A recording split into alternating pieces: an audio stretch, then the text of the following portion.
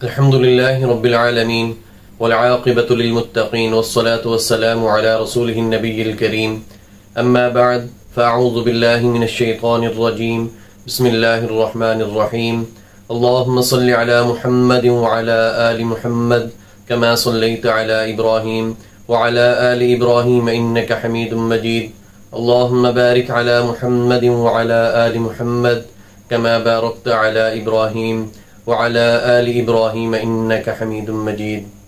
میرے محترم بھائیو بہنوں، آج میں جو آپ کو سیرت عمر فاروق رضی اللہ تعالیٰ عنہ سے واقعہ سنانے جا رہا ہوں، اس واقعے کی روح سے ایک بات بڑی اہم ہمیں واضح ہوتی ہے، وہ یہ کہ پہلے لوگ اپنی مذہبی کتابوں کو بہت اچھے طریقے سے پڑھا کرتے تھے۔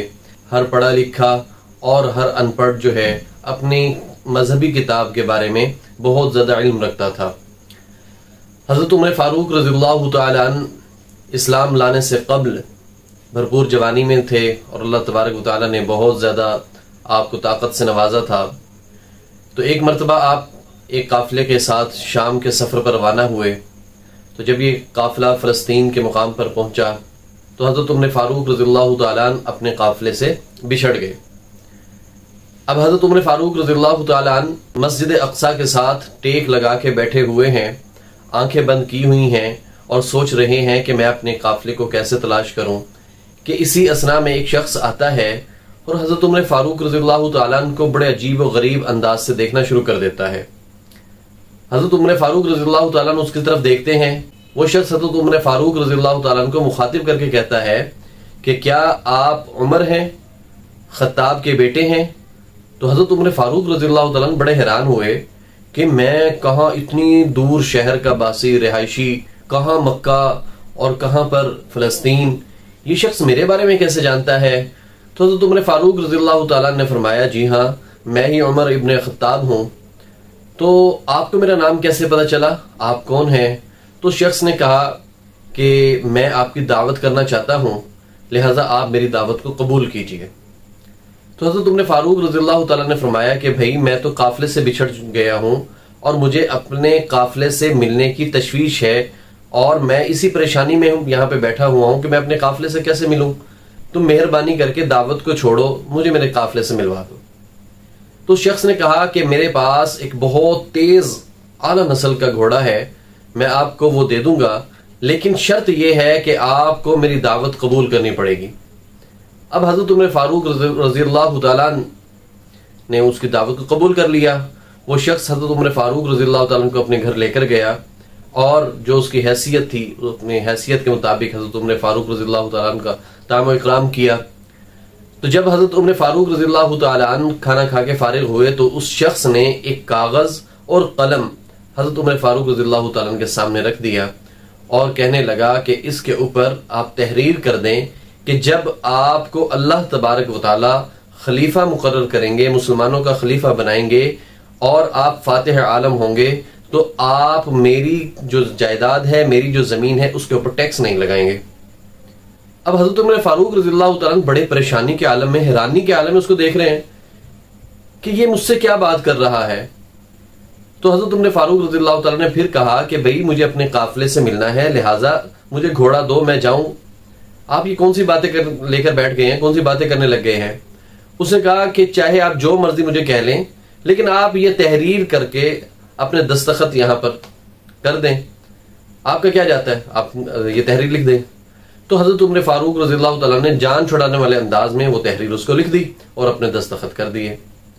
اب اس شخص نے وعدے کے مطابق ایک تیز ترار گھوڑا لیا، حضرت عمر فاروق رضی اللہ تعالیٰ کو اپنے ہمراہ لیا اور آپ رضی اللہ تعالیٰ عنہ کو آپ کے قافلے سے ملوا دیا۔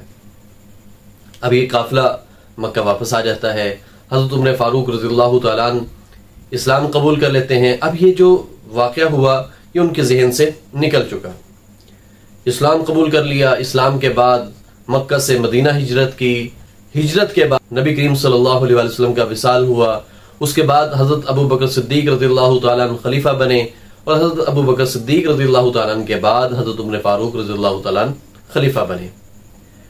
اب حضرت عمر فاروق رضی اللہ تعالیٰ عنہ 22 لاکھ مربع میل کے حکمران، ہر جگہ اپنی فتوحات کے جھنڈے گاڑتے جا رہے ہیں۔ تو حضرت عمر فاروق رضی اللہ تعالیٰ عنہ کی فوج نے فلسطین کا محاصرہ کر لیا. تو فلسطین کے جو پادری تھے، جو اس وقت کے مذہبی رہنما تھے، انہوں نے مسلمانوں کے سپہ سالار سے کہا اپنے خلیفہ کو خط لکھو کہ ہم جنگ نہیں چاہتے، ہم پرامن لوگ ہیں، ہمارے ساتھ جو ہے بیٹھ کر بات چیت کر لیجئے، ہم آپ کو فلسطین آپ کے حوالے کر دیں گے. تو انہوں نے ایسا ہی کیا. سپہ سالار نے خط لکھا حضرت عمر فاروق رضی اللہ تعالیٰ عنہ کو. حضرت عمر فاروق رضی اللہ تعالیٰ عنہ نے جیسے ہی وہ خط پڑھا تو تیاری کی اور آپ رضی اللہ تعالیٰ عنہ فلسطین کی طرف روانہ ہو گئے. اب آپ رضی اللہ تعالیٰ عنہ کے ہمراہ ایک خادم تھا اور طے یہ پایا تھا کہ اتنے میل کا سفر جو ہے حضرت عمر فاروق رضی اللہ تعالیٰ عنہ گھوڑے پر بیٹھ کر کریں گے اور وہ خادم جو ہے وہ چلتا جائے گا ساتھ، اور اتنے میل جو ہے وہ گھوڑے پر سوار ہوگا اور حضرت عمر فاروق رضی اللہ تعالیٰ عنہ گھوڑے کی نکیل پکڑ کر چلیں گے. اور جب فلسطین کا مقام آیا، فلسطین کا شہر آیا، تو اس خادم نے کہا کہ آپ ہمارے خلیفہ ہیں، آپ امیر المومنین ہیں، میری باری ہے بیٹھنے کی، لیکن میں آپ سے کہتا ہوں کہ آپ بیٹھ جائیے کیونکہ آپ مسلمانوں کے خلیفہ ہیں، لہذا یہ آپ کی عزت کا بھی سوال ہے. تو حضرت عمر فاروق رضی اللہ تعالیٰ نے انکار فرما دیا. اب ان پادریوں نے جب دیکھا کہ حضرت عمر فاروق رضی اللہ تعالیٰ تشریف لا رہے ہیں اور پیوند لگے کپڑے پہنے ہوئے ہیں اور گھوڑے کی نکیل پکڑی ہوئی ہے اور جو غلام ہے وہ اس کے اوپر سوار ہے، تو وہ بڑے حیران و پریشان ہوئے اور انہوں نے حضرت عمر فاروق رضی اللہ تعالیٰ عنہ کے حوالے فلسطین اور جو بیت المقدس تھا اس کی تمام چابیاں حضرت عمر فاروق رضی اللہ تعالیٰ کے حوالے کر دیں.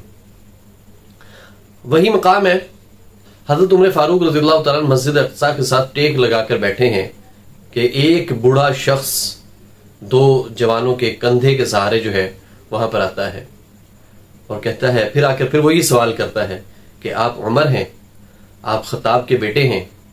تو حضرت عمر فاروق رضی اللہ تعالیٰ چونک جاتے ہیں کہ یہ سوال مجھ سے پہلے بھی کسی نے کیا تھا، اسی انداز میں کیا تھا اور اسی مقام پر کیا تھا، لیکن واقعہ چونکہ ان کو پورا یاد نہیں تھا. تو لہذا حضرت عمر فاروق رضی اللہ تعالیٰ نے فرمایا، جی ہاں میں ہی عمر ہوں، خطاب کا بیٹا ہوں. تو اس شخص نے ایک جیب سے پرچی نکالی، کاغذ کا ٹکڑا نکالا اور حضرت عمر فاروق رضی اللہ تعالیٰ کے حوالے کر دیا کہ آپ یہ تحریر پڑھیں. تو جب حضرت عمر فاروق رضی اللہ تعالیٰ نے وہ تحریر پڑھی تو حیران و پریشان ہو گئے کہ یہ تحریر اس کے پاس کیسے، پھر انہیں وہ سارا واقعہ یاد آ گیا. تو اب اس شخص نے کہا کہ آپ میری جو جتنی بھی جائیداد ہے اس پر سے ٹیکس جو ہے وہ معاف کر دیجئے. حضرت عمر فاروق رضی اللہ تعالیٰ نے دیگر صحابہ کرام سے مشورہ کیا تو تمام صحابہ کرام رضوان اللہ علیہم اجمعین نے عرض کیا کہ اے امیر المومنین، چونکہ آپ وعدہ کر چکے ہیں لہذا آپ اس کا ٹیکس معاف فرما دیجئے. تو اس طرح کر کے اس شخص کا ٹیکس جو ہے وہ معاف ہو جاتا ہے. اور وہ شخص جو کہ غیر مسلم تھا، حضرت عمر فاروق رضی اللہ تعالیٰ عنہ کی اس رحم دلی سے اور اس انصاف سے، عدل و انصاف سے اس قدر متاثر ہوتا ہے کہ وہ شخص کہتا ہے کہ اے امیر المومنین، مجھے کلمہ پڑھا کر دائرہ اسلام میں لے آئیے اور میں آپ تمام کو گواہ بنا کر کہتا ہوں کہ میں اپنی تمام جائیداد اسلام کو وقف کرتا ہوں، اسلام کے لیے وقف کرتا ہوں. اللہ اکبر. حضرت عمر فاروق رضی اللہ تعالیٰ نے اس شخص سے کہا کہ آپ کو میرے نام کا کیسے پتا تھا اور آپ کو کیسے پتا تھا کہ میں خلیفہ بنوں گا؟ تو اس شخص نے کہا کہ میں نے تورات اور انجیل میں پڑھا ہوا ہے کہ اس طرح کر کے مسلمانوں کا ایک خلیفہ ہوگا جس کا نام عمر ابن خطاب رضی اللہ تعالیٰ عنہ ہوگا اور اس طرح سے وہ 22 لاکھ مربع میل پر حکمرانی کرے گا. تو میرے محترم بھائیو بہنوں، ہمیں بھی اپنی جو مذہبی کتاب ہے قرآن مجید فرقان حمید، اس کو کثرت سے پڑھنا چاہیے، سمجھ کر پڑھنا چاہیے اور اس پر عمل کرنا چاہیے. اللہ تبارک و تعالیٰ سے دعا ہے کہ وہ ہم سب کو قرآن مجید سمجھ کر پڑھنے کی اور عمل کرنے کی توفیق عطا فرمائے. آمین. وآخر دعوانا ان الحمد للہ رب العالمین.